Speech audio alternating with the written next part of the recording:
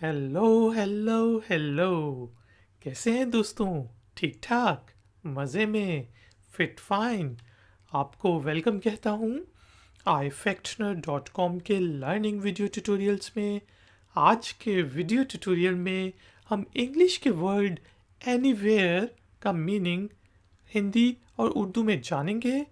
फिर word anywhere को use करते हुए इंग्लिश में 3 सेंटेंसेस बना के उनकी ट्रांसलेशन हिंदी और उर्दू में करेंगे। आखिर में होगी जी छोटी सी एक्सरसाइज। तो शुरू करते हैं अपना आज का ifactioner.com का लर्निंग वीडियो ट्यूटोरियल।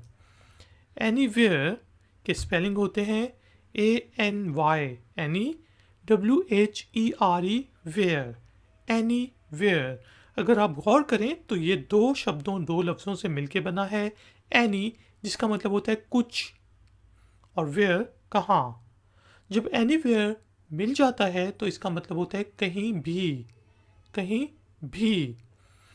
जैसे मैं कहीं भी जा सकता हूँ या खाने के लिए कहीं भी चलना यार।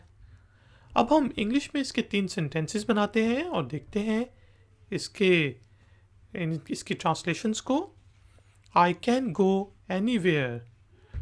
आप पूछते हैं रात के खाने के लिए कहाँ जाना है, तो मेरा जवाब है आई कैन गो एनीवेयर। क्या मैं कहीं भी जा सकता हूँ। आई कैन गो एनीवेयर। इसी तरह हम कह सकते हैं I can't find my ring anywhere, कि मुझे अपनी अंगूठी कहीं भी नहीं मिल रही। मैं अपनी अंगूठी को कहीं भी नहीं ढूंढ सक रहा। मेरी अंगूठी गुम गई है तो मैं कहता हूँ I can't find my ring anywhere. आपने देखा होगा कि यहाँ पे जो कैंट है वो कैन नॉट की, नहीं कर सक रहा, नहीं हो सक रहा की शॉर्ट फॉर्म है।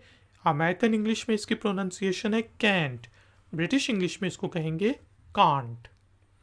तो आप कैंट या कांट दोनों कह सकते हैं। I can't find my ring anywhere या फिर I can't find my ring anywhere. इसी तरह हम कह सकते हैं कैन यू गो एनीवेयर। मेरे कुछ दोस्त आ रहे हैं घर पे, तो क्या तुम कहीं जा सकते हो, कहीं भी जा सकते हो।